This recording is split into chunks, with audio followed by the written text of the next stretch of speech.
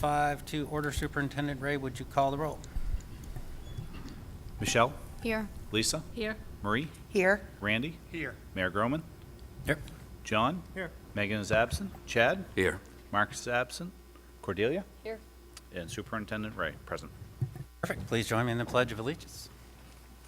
I pledge allegiance to the flag of the United States of America and to the republic for which it stands, one nation, under God, indivisible, with liberty and justice for all.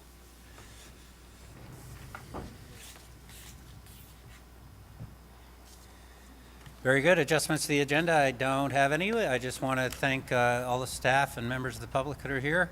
I know it's the first day of school across much of the district and an exciting day. So thanks for all that you do for our shared commitment to making sure every student who walks through our doors feels supported, challenged, and proud to be a Tiger. I know that they do. With that, I would take a motion for approval of last meeting's minutes. So moved. Second. Moved and second. Any discussion or corrections? Anything like that? Moved by John, seconded by Marie. Okay, all those in favor? That is unanimous. I will read the consent agenda and we'll take a motion after that. For nominations, we have Jessica Sturgis, BHS ESOL teacher, Phoenix Rizel, BHS teacher, Brian Heel, BHS teacher, Connor Hood, BMS teacher. For appointments, we have a group of stipends. We have Megan Rio, Abigail Town, Brianna Keeley, Lyndon Hollins, Tyler Hussey, Hannah Haskell, Taylor Hamilton, Kenzie Crosby, and Rebecca Losey. And then resignations, we have Lucas Pershing, Rebecca Outen-Grenier, Riley Champagne, Elisa Bookvar, and Sandra Peliquin. And transfers, we have Marianne Richard for BMS to BHS EdTech, and Tanya Nason, BMS EdTech 2. So moved. Second. That's moved by John and seconded by Marie. Any discussion? Okay, all those in favor? And that is unanimous. Jeremy, how about the superintendent's report? All right, so we were back first day today, and it at least seems right now that traffic was reasonable. On the first day, if it's reasonable, we're always feeling pretty good. I do think that we're going to have to, in the next couple of days, kind of just reevaluate a little bit our parking situation at Biddeford Primary School with all of the crews that are working. They were cutting some, they were getting rid of, chopping up the old light poles this morning, and that definitely took up 4 or 5 spots, and that was tough. So we'll have to look at that piece. I want to just thank the bus drivers, though, for a good morning, because that's always high stress on day one, making sure kids get to the right places and making sure parents are at pickup and all of those pieces. So well done to them. One of the things this summer that went really, really well for us is last year we had put mowing as a contracted service into the budget, and that is one, it looked better because of timing. Now we can't do much about the brown grass everywhere right now, but it was just it's a lifesaver for Bill's crews, not having your maintenance crew riding lawnmowers all summer, and you're able to stay up on some things. Open houses were absolutely packed in all places, so that's a great piece. And it was great to see people coming in and out of the schools. Want to say thank you to Lisa, Chad, John, and Marty for being able to attend yesterday for our welcome back. I think our staff had a great day, and it was a good way to kind of get us going into the week. So thank you very much. Questions, comments for Jeremy? I see Chad and then John. First, I just wanted to thank you for including me in that event yesterday. The energy was incredible. Your preparation, your staff's preparation was excellent. It was very well executed and a lot of fun, and it really was exciting to see just everyone in the room and focused on this year and getting ready for it. So thank you. Here, here, well said, John. I don't need to say it now. I'll ditto it. Yeah. We I'll just ditto raised the it. bar for another year, though. You did. You're definitely gonna have to try to top that one. I felt like staff was a little weak on 80s TV theme songs. Well, see, the worst part, Marty, is it's a welcome back, same in both districts. And in Saco, that was the day beforehand, the range of ages playing that game was a little bit wider. And as I saw the tickets being called yesterday and some newer staff sitting down, I knew very quickly that this was going to be not so successful. But it was, I saw a couple of staff members today who actually played it, and they're like, that was fun. I just didn't know any of that. And I think we've had requests for 70s and then 2000s. And I was like, but I don't know the 70s and I don't know the 2000s. So we're in trouble. We'll have to come up with something else. It really was good, yeah, I agree. Nicely done, staff, Martha. Winning team. Yeah, you can. Yeah, the high school won. Cordelia, student representatives report. We need to get you a microphone there from Superintendent Ray if we can. Thank you. Today I had the opportunity of being one of many peer mentors who helped welcome in 8th graders and freshmen back to school. We spent the morning introducing ourselves and describing what it means to have Tiger Pride, and that pride is an acronym for perseverance, respect, integrity, dependability, and empathy. We also played some icebreaker games to help the new students settle and become comfortable at school. We took our assigned students on a tour of the building and then held a panel with the school administrators and other school staff who are here to help when you need it. We practiced our dance for the end of the day, and as advisories, we talked to our assigned classes about our experiences here at BHS and gave them some advice on how to navigate high school. We had lunch together in the cafeteria and rotated through classes where mentors helped students find their way to their classes. We closed the day in Steve White Gym with the class dance. We had full participation. Everyone seemed to have a great time and a lot of fun. I'm really excited to have everyone back to school tomorrow and start the 2025-2026 school year and have it be the best one yet. Great job, Cordelia, thank you. Any questions for Cordelia? Thank you, good job. Sounds like a great first day. Appreciate the report, it's very helpful. Committee reports, I'm not aware we have any, except Maria, I didn't have a chance to check with you on evaluation. We're all set. Okay. Did I miss anybody? More to come next month. Okay, next month on evaluation. Any other committee reports? The one policy that is linked there is related to an upcoming agenda item. Okay, very good. We don't have any old business. We'll go to item A under new business, which is the monetary gift. Jeremy, you want to take us through this wonderful bequest?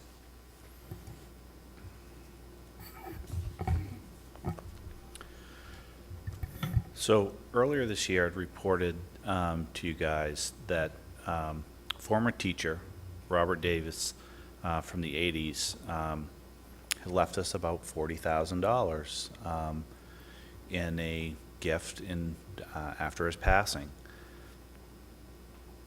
It was earlier this summer when Shelley got a couple of letters in the mail and communication from Saco Biddeford Savings that there was a couple of annuity structures that were put into place through a policy from Mr. Davies. And when we did the math on these two, some pay out annual payments and some pay out monthly payments up until February or March of 2034. The number on those annuity payments comes out to another $461,000.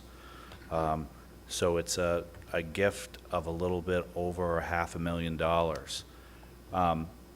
we talked at the finance committee meeting, because obviously we haven't had something like this come our way, and I guess, you know, part of this is we need to manage this money and think about a savings piece. And so we talked about how this could be managed by the Biddeford Education Foundation.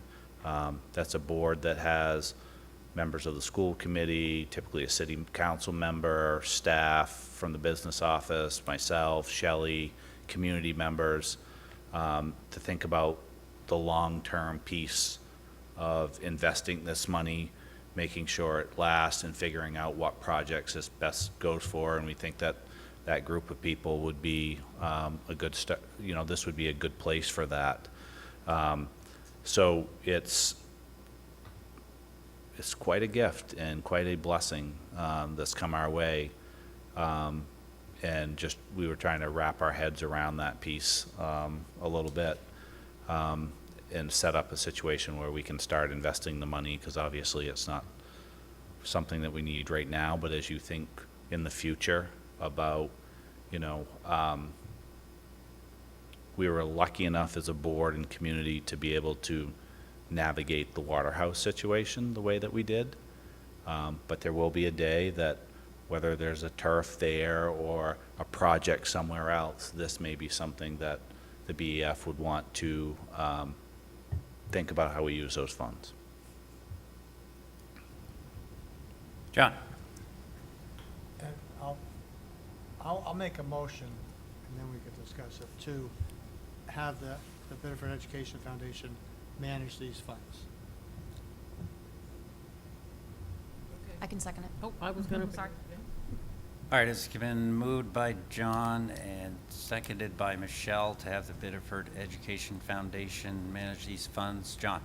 So, I think the Education Foundation would be a good place for this, but you forgot to mention, you did set up a scholarship fund also. Correct. So we did there was a scholarship set up in the beginning also.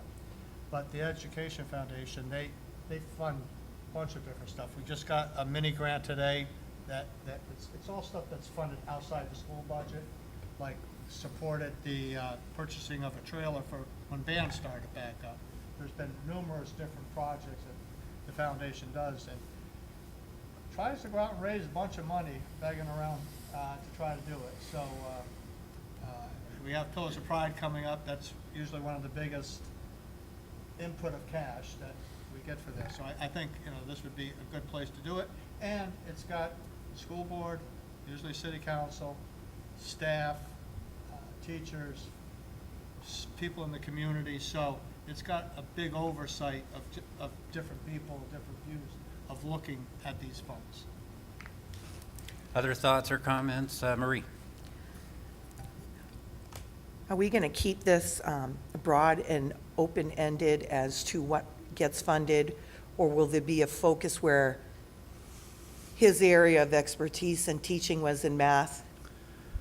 Would we be looking at funding various math initiatives So to potentially drive our scores up? So with the first gift, it was scholarships for students who had kind of, at the COT, who had gone through like the business academy piece. I think that would be the piece that I would like to see the BEF manage, that piece of how to use this piece and work through that process and put some plans in place. Because I think one of the things that's difficult about this is there was no directions. And so I think we've got to look at that. I had, I reached out to Alan Cassavant just to try to find out a little bit more about what were some of the things of their interest. And I think that's, you know, again, another step of being able to do those things before a plan from BEF can be put into place. Thank you. Well, just a comment for me. I think it's a wonderful and interesting thing. I've been involved in another bequest situation without much direction, and the group did take thinking or direction from the interests of the individual, as you mentioned. In that case, you know, it was like conservation or healthcare. Sounds like in this case it was math. So but something good to continue digging into. Other thoughts on the motion? And it sounds like Jeremy has suggested maybe it be broken into two parts. I don't know if that makes any sense, or where does that leave us? Randy, anybody else? Chad? If BEF is managing it, then does it get to be broken into multiple parts, or do we lose, does all of that get lost in translation? If you tell, I mean, we have, I don't have it all in front of me, all the different categories. And I'm sure Shelley can come up here and give us all our missions right now. You know, we do food for kids, we do backpack programs. I mean, there's numerous different things that we do through the course of the year. And we try to, we limit how much we can do because of how much money we have. But Shelley, can you just Ms. give Kane? us some of the foundation Love to stuff hear from through you. the chair?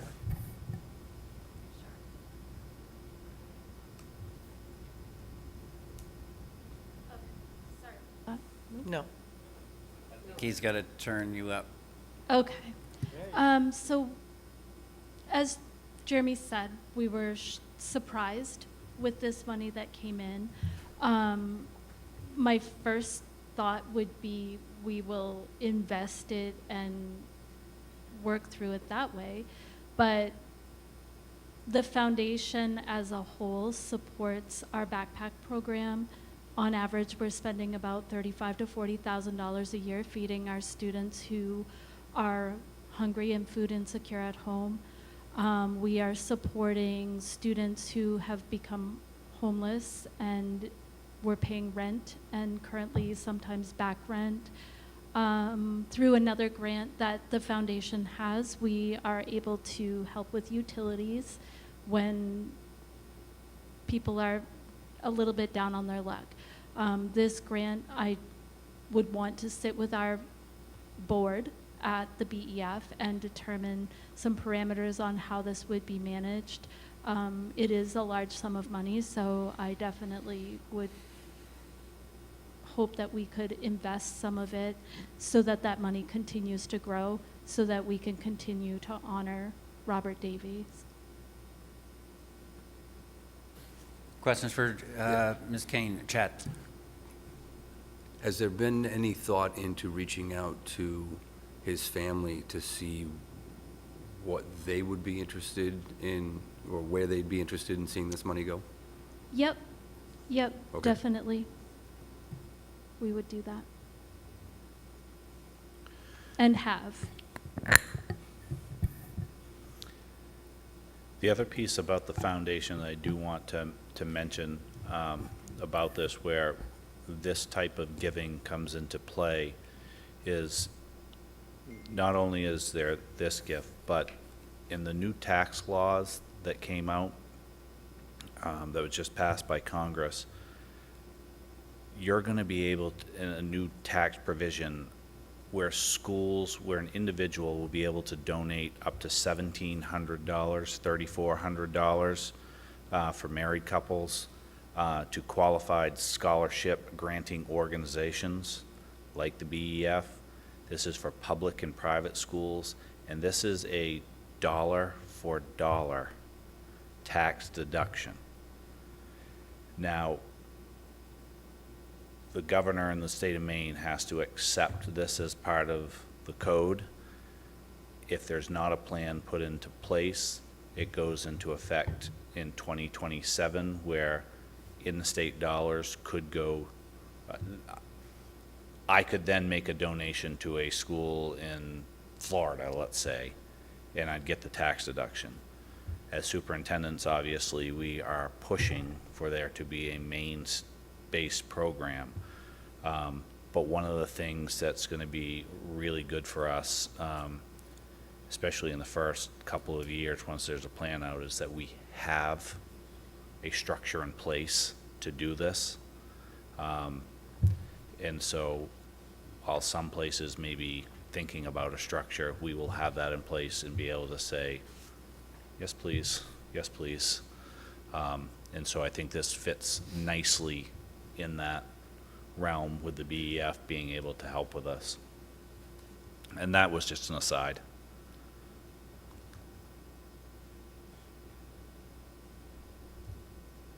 Any other thoughts, comments, or discussion on the motion we have before us to dedicate these funds over to the Biddeford Education Foundation? Okay, all those in favor? Anyone opposed? Looks like that's unanimous. Okay, great. And hope the board, I'm sure the board will be able to put it to good work over there, do lots of good in the community. Jeremy, enrollment update. To ask Chris to come up as he prepared this document. Mr. Indorf.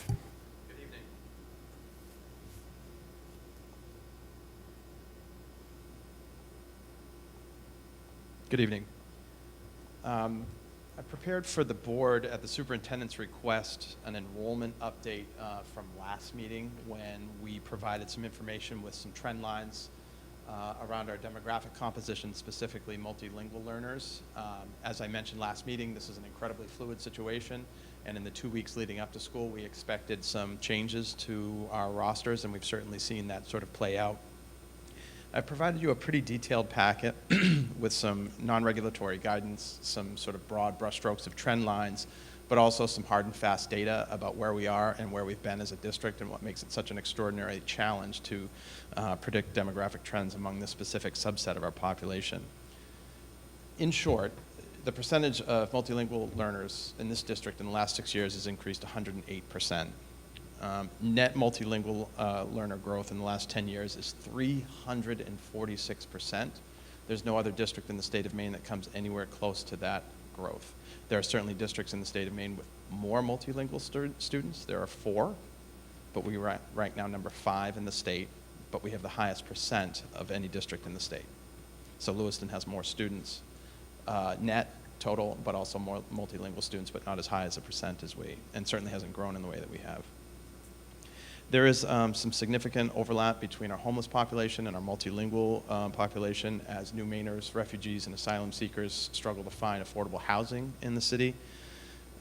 There's a slight correlation between our free and reduced lunch rates, which, as you know, is a widely used poverty metric in schools, and our multilingual population.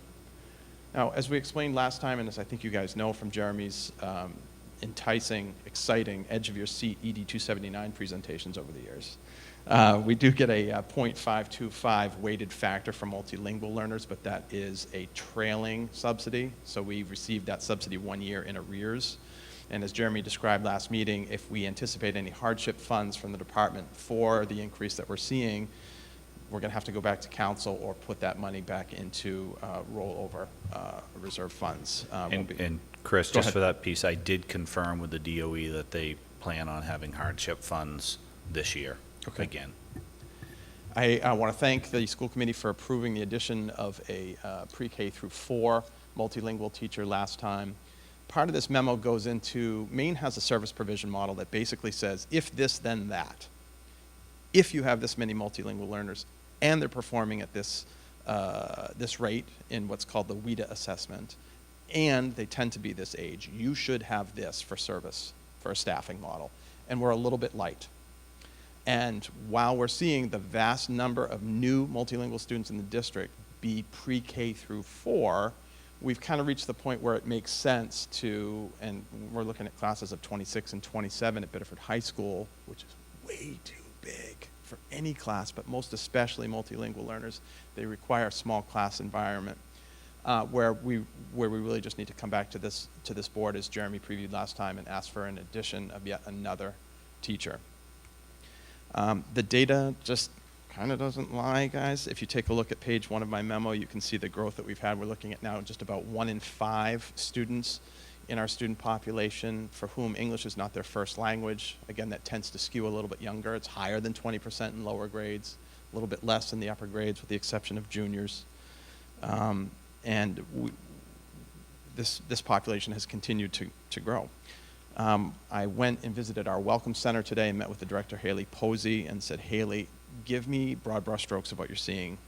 And she said that about 1/3 of our new multilingual registrants this year moved to Biddeford from the hotel in Saco.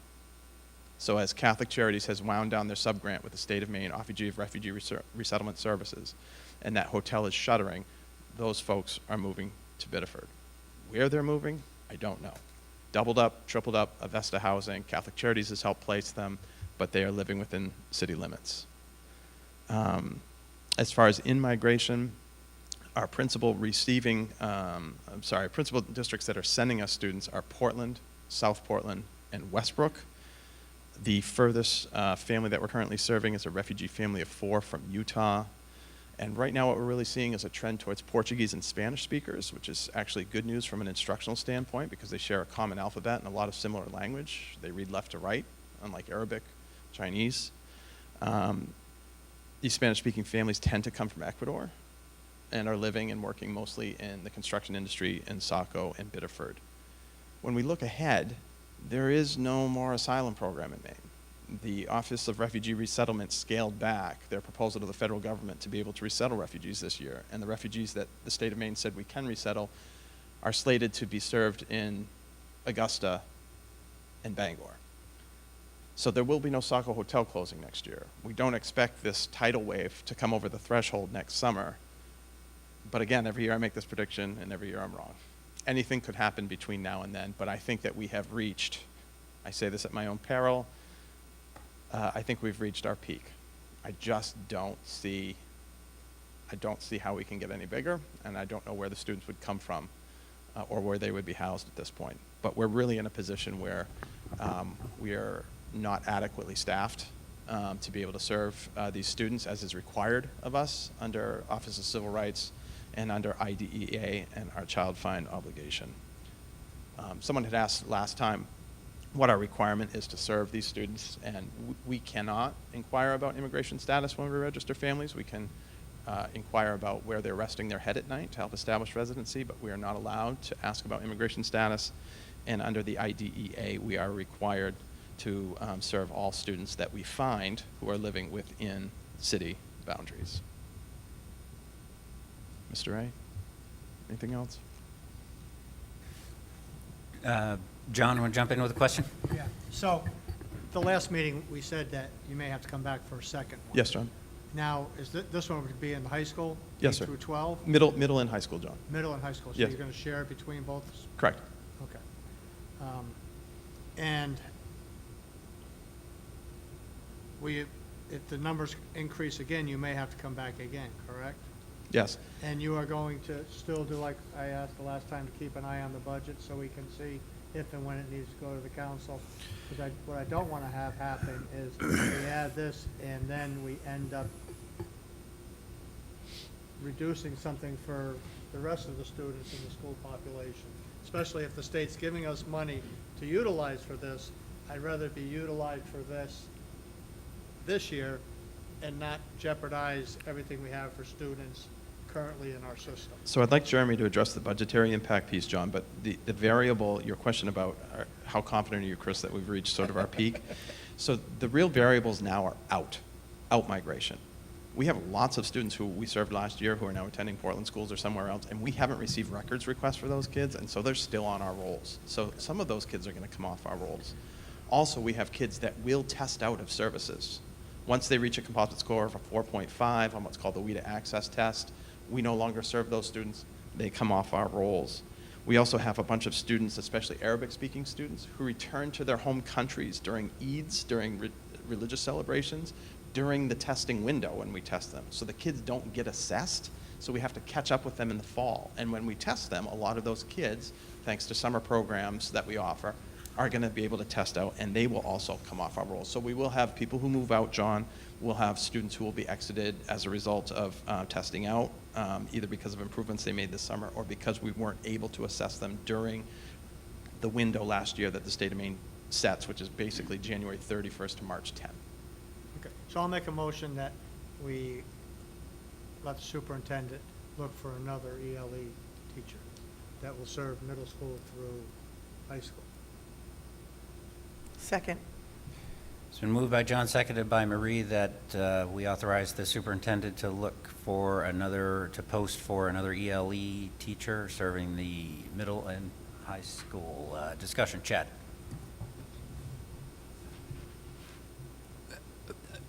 Can you clarify the charter of these teachers? Is their role to assist in the students' adaptation in our schools ultimately getting them to a point where they are fluent in English, or is it to allow them to learn in their native language without that transition path in the future? No, so we file, Chad, with the state what's called a LAO plan. LAO is a complainant in a Supreme Court case from the 1970s. We file a plan with the state each year, and we say, this is how we plan to educate these kids. And our LAO plan stipulates that we focus on reading comprehension, on spoken language, and on written language. Who's written? Their written language or English? No, teaching them English. Okay. So those are our three foci. So some schools in their plans will do stuff about like cultural assimilation, or they may make provision like, hey, we have such a significant Arabic population that we're going to offer algebra for Arabic-speaking students. We don't do that. We do a fully immersive program. So we have what's called sheltered language instruction for teaching kids how to read and write in English, basically. And then we have some push-in services where, like at the middle school, we have a lot of ML students who also have special needs. And so we have a special educator who has some ML experience go into classrooms and help teachers who are struggling to serve these kids adapt their lessons and their materials to be able to. Okay, I to appreciate serve that definition, because if we weren't doing that, then in my mind, we would be doing these children a disservice, because we would not be preparing them for ultimate assimilation into this country. So, thank you. Sure. Lisa? So that's how that person that would be utilized within regular English class, or how would that person, because you're talking about a middle school, high school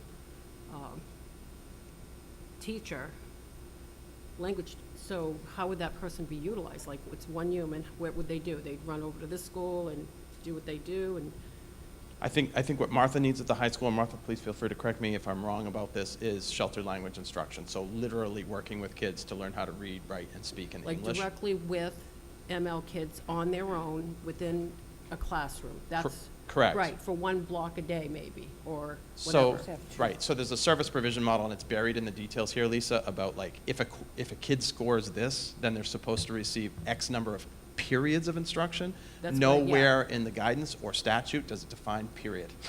So we've taken that to mean class period.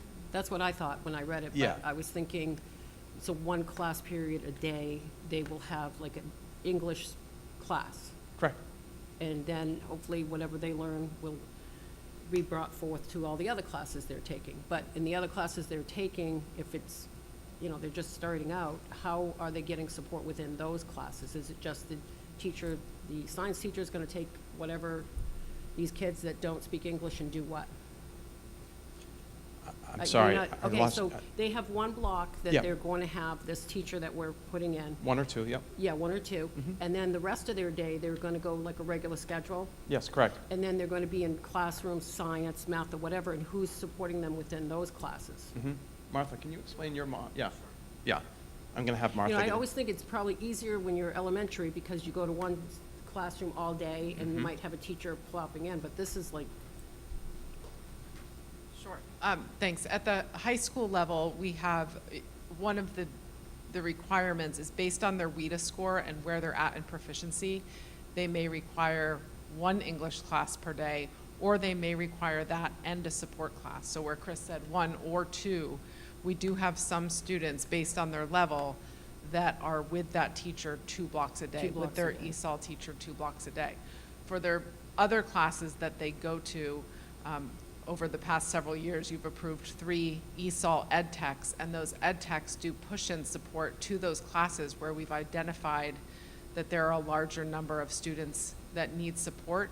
Our ESOL teachers also work with our classroom subject teachers to provide them with glossaries, tools to help teach the students, and then they'll pair them up sometimes with students who have graduated or on monitor status that were once a beginner ESOL student that have now gone through the class for a few years. So we also have our peer tutoring program where we're starting to implement some of our older ESOL and more proficient ESOL students in supporting our younger and newer learners. so you're saying you have these ed techs that are specifically hired for, do we have this right now?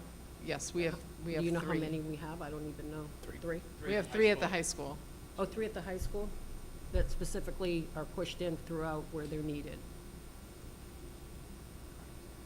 Yes, we have a total of 9 across the district, Lisa. I saw the 9 and 3 here, and there must be some in elementary schools. Yeah, it's in the Probably- memo.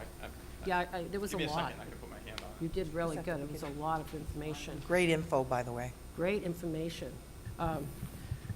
Overwhelming in the sense that the need, when you say 9 educational technicians, 9 teachers, we don't have 9 teachers that are certified to teach ML students, do we? Yes, We have 9? 9. Oh, I'm sorry. I thought that was what was required, but that's what we have. They No, the require service more. provision model would require 12 to 14 Oh, they require FTE. more than what we have. Yeah, yeah, so Yeah. we're a little bit thin. So Yeah.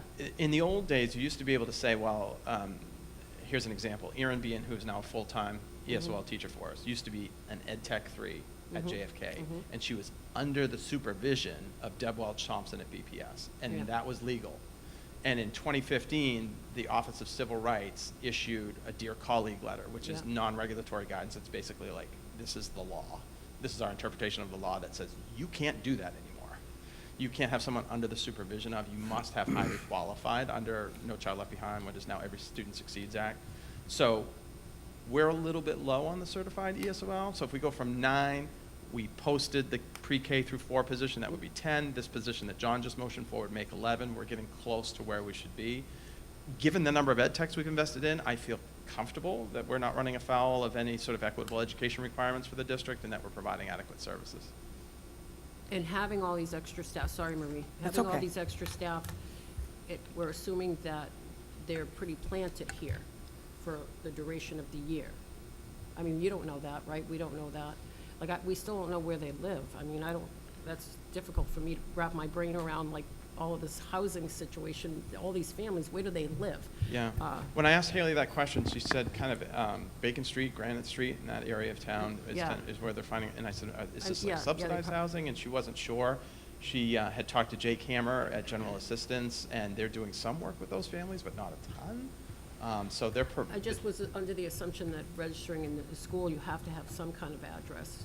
You have to have, so state law allows us to require some proof of residence, and that can include like an electric bill, a driver's license, a address, voter yeah. ID, a lease agreement, something along those lines. But Yeah. don't forget, a lot of these families are also homeless, right? So they don't have to prove residence because they can't. So if they're resting head in Biddeford but don't have permanent housing, like we have one family in the Avesta housing over here, there are 3 families, 17 people. Yeah. And Thank you. all but 4 of them are homeless. Okay. Thanks. Other thoughts, comments? Marie? Yeah, I just want us to be mindful, as you pointed out, we're razor thin. And razor thin, to me, means there's going to be stressors somewhere. So I want us to be, mindful of that when it comes to staff or, students' needs being met. So that's one point. Number 2, I just want to go back to last year during the soccer team's playoff run, and one of our student athletes who was being interviewed, who so eloquently, did a great job with, sharing his experience in the school system, and again, his English having improved over time, being part and engaged in an extracurricular activity like soccer. So being mindful that getting our students engaged in whatever floats their boat in an extracurricular is paramount, and also, not just day-to-day classroom work, but that extended time in an extracurricular. Having had a daughter travel abroad and being fully immersed in French, when we saw her in October, I could not believe how improved her French had become with full immersion. So again, that extra experience that our students can get beyond the classroom, I think is important. Whatever the community and the schools can provide is huge to these students coming along and learning English and assimilating into the country. And another impactful program, and this is, Dr. Steer manages our grants for the district, is we run a pretty comprehensive summer program for students who speak English, a language other than English at home. That's run by Rebecca Reynolds, a fantastic ML teacher who consistently exceeds the district sort of writ large, and her WIDA scores every year at Biddeford Intermediate School. She does a great job with that program. Those students make huge gains. I talked to her this morning at BIS, and she's telling me about kids who didn't get tested in third grade or second grade because they were away at an EID or overseas somewhere, and they're coming back and it says they have a 1, right, which is they're just learning how to speak English. And she's like, no way, because you were reading, whatever the children's book was in the summer program, and she's like, this kid's at least a 3, I'm going to retest the kid, maybe they'll test out. So that's one of those examples, John, where we might still see some latent exits from the program. But to get to that 4.5, you have to be a pretty fluent speaker, a competent reader and writer.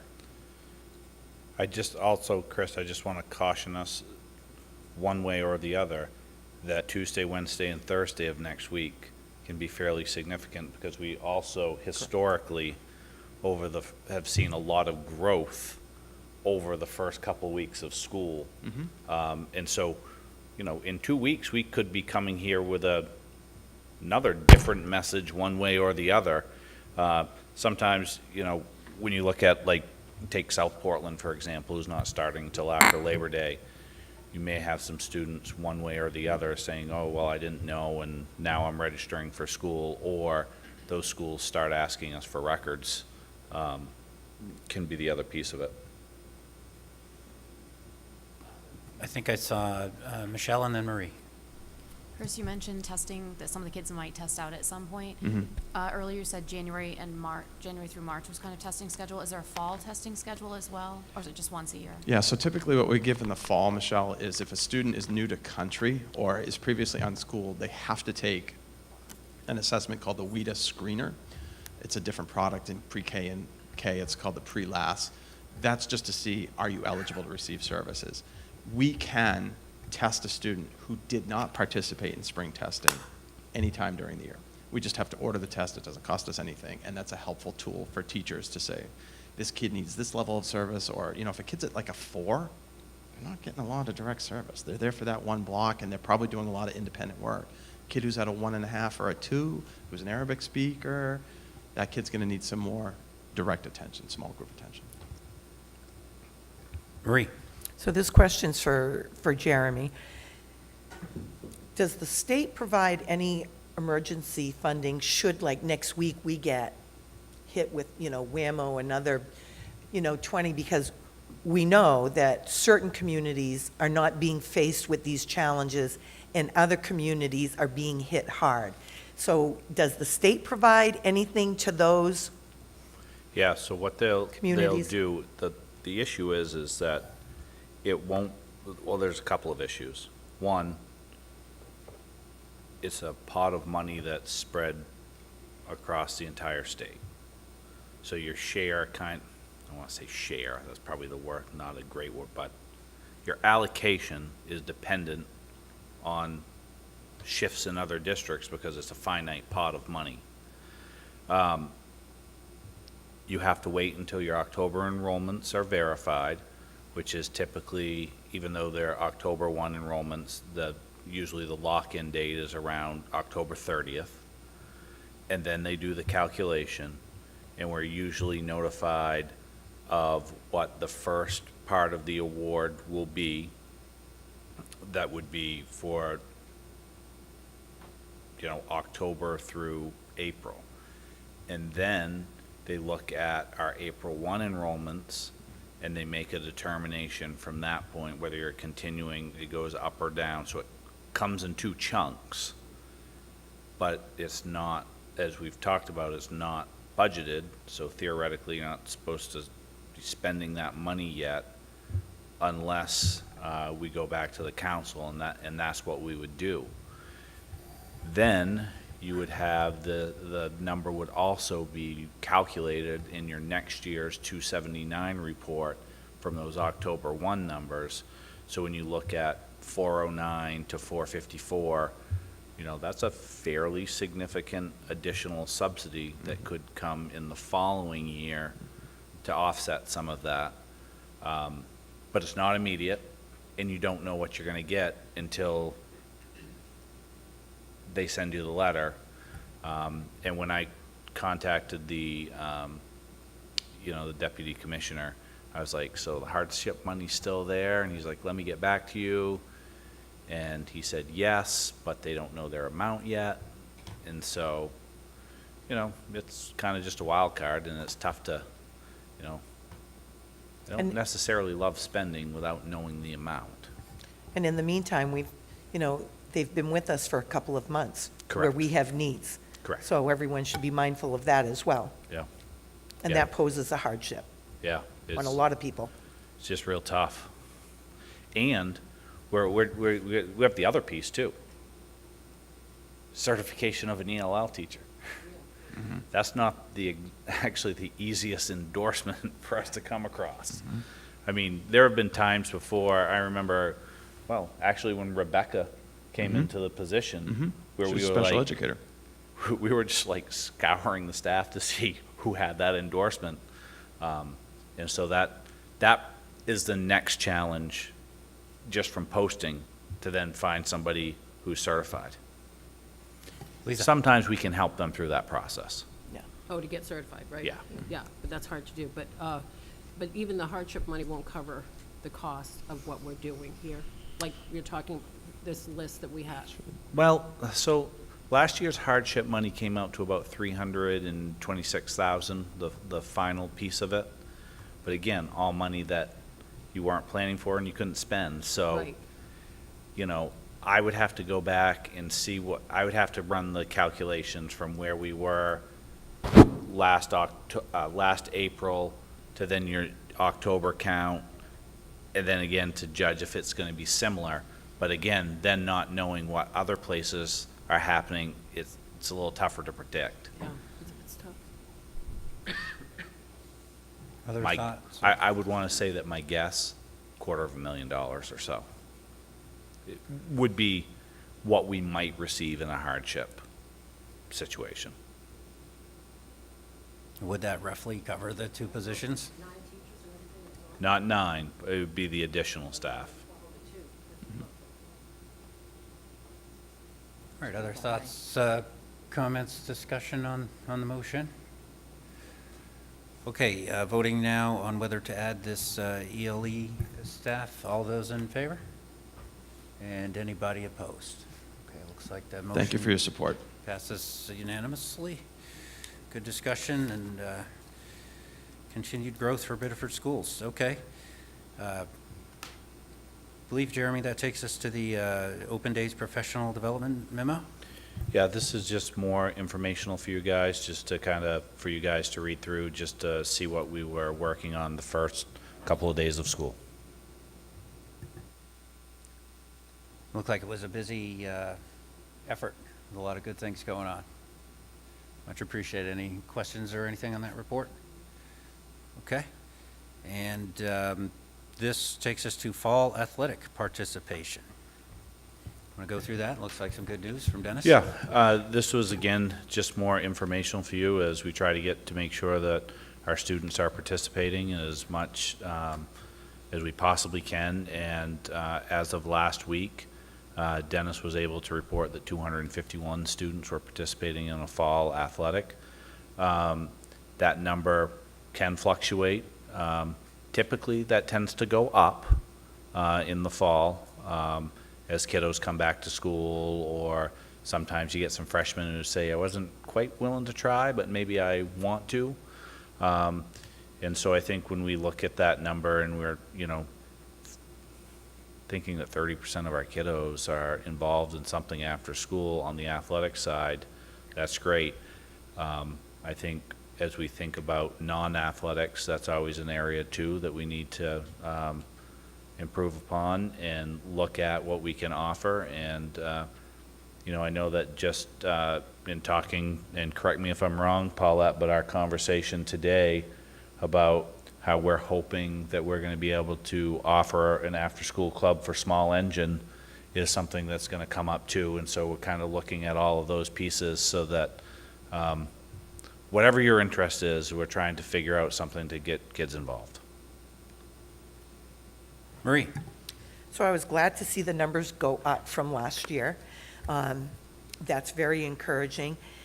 I'd also like to see some data, because the band was very busy in the middle school parking lot Yeah. the other night. Yep. I'd love to see some data on our band, because I know they're doing great stuff, but I'm also wondering, with all their great stuff, do we see a growth in their participation numbers and any of our other extracurricular?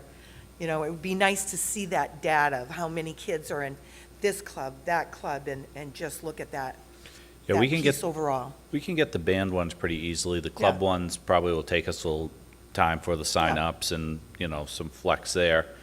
But I know that from some of our residents closer to Biddeford Middle School, whether they enjoyed or didn't enjoy the morning wake-up calls from the band, it was definitely a change for them having them in that location, but it's great to see all the kids out there. Thank Couldn't you. hear that from my house, yes. Good way to start the day. And I kind of laugh a little bit because when they used to practice here at the high school, if the wind was blowing just right, and I sat at the house directly across the river, I could always hear them going that way. So different part of town now. It's good. I think all of this is very positive. I think Marie hit on this earlier. It's a great way to stay involved. The trend line is good. And just all the involvement is good. And obviously, we've got really proud athletic traditions here in Biddeford. And let me just close by saying, beat Thornton. So get those numbers up. Okay, I think that takes us to the local delegate selection, and I think we're hoping for a volunteer if anybody's interested in that. Am I right about that, Jeremy? Yes, so the local delegate selection, I think, John, last year you attended that. Yeah. And we're looking for someone who might be willing to do that this year. When is it in September, the regional meeting, do you know? I mean, I've got a wedding. I'm good after the 21st, but anything before the 21st, I'm like, Well, this is for the conference, but I also believe they want the delegate assembly will be Saturday, October 18th at 9:30 a.m. all right. It's virtual. Virtual. And is there a September meeting? I don't believe so. Okay. I'll do that. All right, as Maria's going to, You do. I think we'd take a motion to nominate Marie if anyone would like to do. So I'll make a motion to nominate Marie for the I'll local second. delegate. They're all sitting like this. Moved by Michelle and seconded by John to nominate Marie as our certified school board representative. Any discussion? Okay, all those in favor? Hold on, John?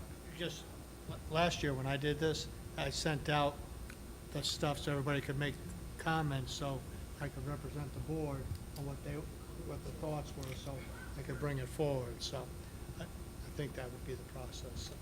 And John, before, I'll look to pick your brain. Okay? All right. All right. Okay, voting now on appointing, or having Marie be our delegate. All those in favor? And that is unanimous. Thank you. October 18th sounds like the big day for that commitment. I Yeah. think that's the day of Pillars of Pride, too. Yeah, that night. So you can blow off some I did it in steam. the morning all day, and then I went to that.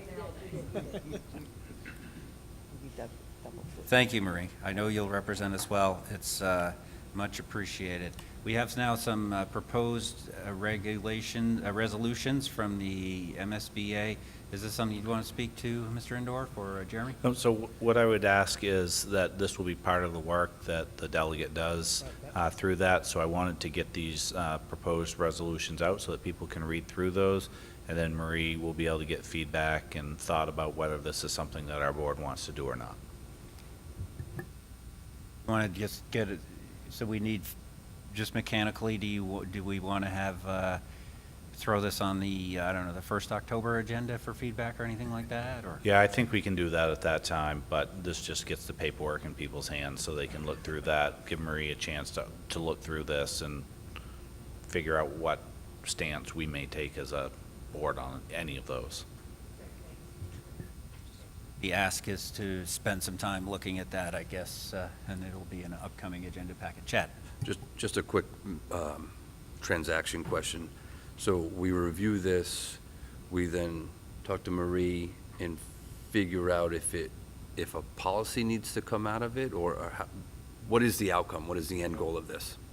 The outcome would be whether our board supported any of these resolutions. And then if our board decided to support some of those, she would report that back at the delegate assembly to see if they were going to vote on those. John can probably speak better to that process as he was there So last year. basically, all these will be on that meeting, and that's when people can make amendments, adjustments, and then after that, if they, like here, if you make an amendment, then that will get voted on. If that passes, then good. If not, all the language that's here will be what will be voted on, and you have one vote for everybody else in there. So last year, I was a couple of no's on some, I was one of like 2 or 3 no's on based on our stuff. So it passed, but, you know, I was part of that. Sorry, so just, again, there's a lot, I reviewed that earlier today. And so the goal would be that we as a board agree or vote on each one of those sections on how we want to be represented at this forum. And then Marie votes for us all. Okay, perfect, thanks. Last year, it didn't work too good because it happened and then it was like the meeting was like right away. All right. So this is way ahead of time, which is good. Thank you, Jeremy. Thanks for getting that to us early. Okay, so we have now items G, H, and I where we'll need motions on each of them, and item G is actually currently tabled, I think. No, that's the second reading. Oh, this is the second, That was part should previously be- tabled? I read it wrong, I apologize. Okay, so we got a second reading of policy GBGE-R. So moved. Okay, moved and seconded to approve GBGE-R. Any discussion? Second, Marie.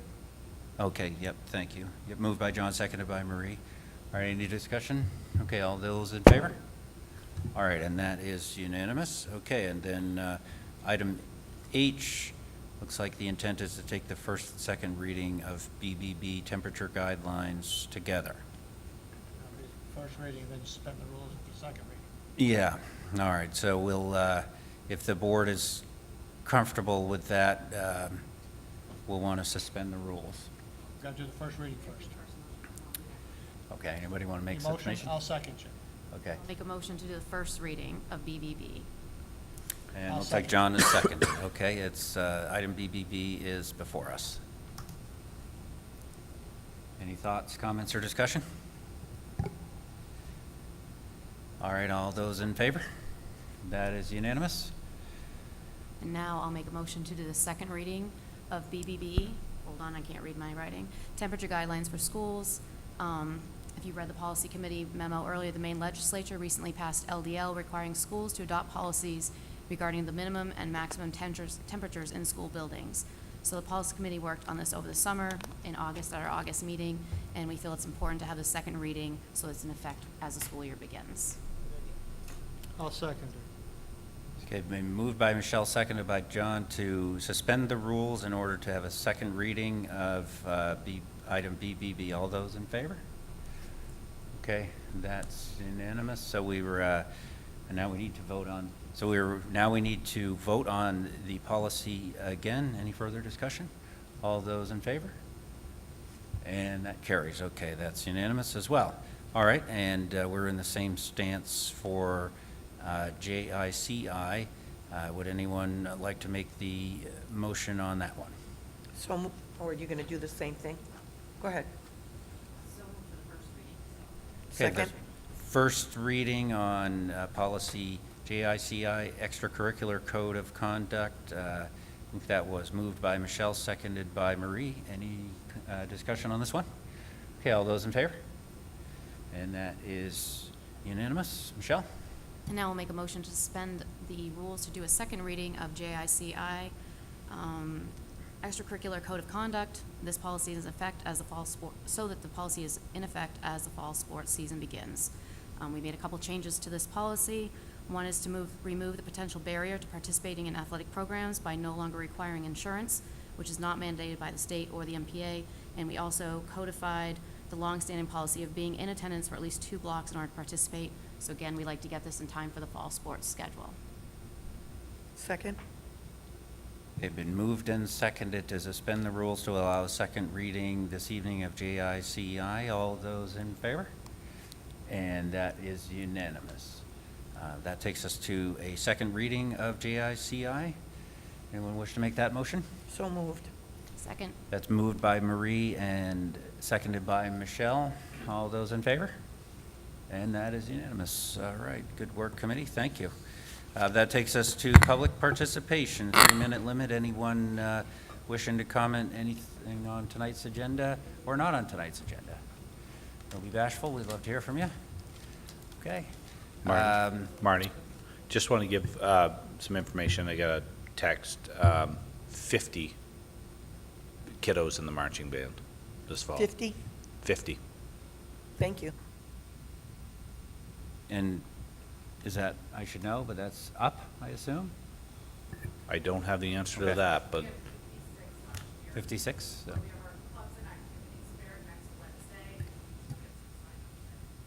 Martha, you want to come up and tell us about the Clubs and Activities Fair? That seems like a good thing for the public to know about.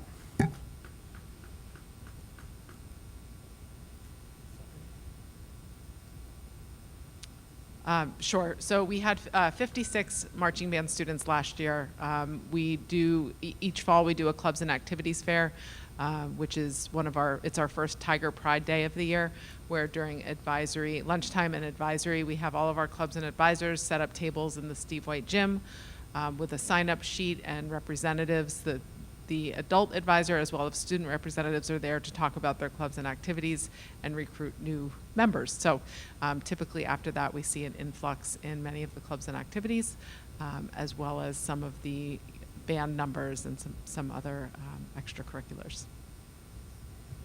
That's awesome. Love the marching band and all those activities. That's great. I think the next local event might be the Veterans Day Parade. I'm not sure, but those are always great participation opportunities. Back to the committee. Updates, thoughts, comments, things you have going on that you want to tell the world about? Okay.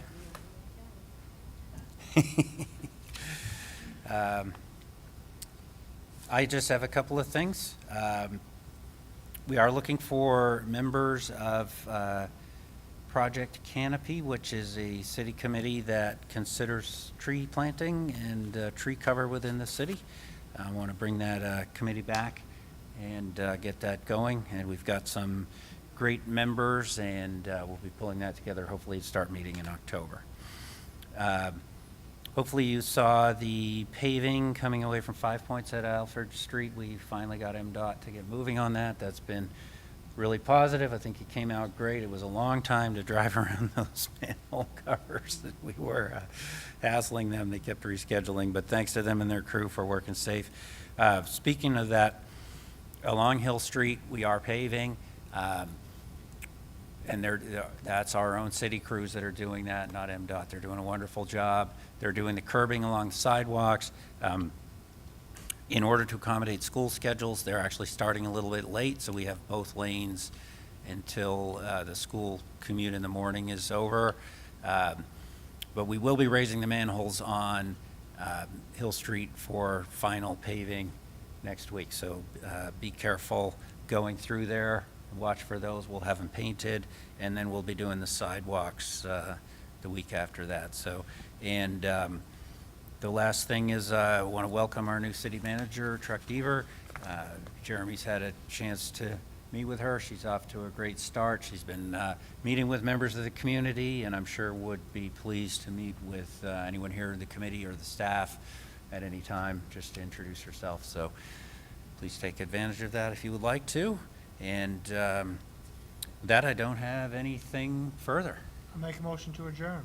Second. Moved by John, seconded by Marie to adjourn. All those in favor? And that's unanimous. Thank you.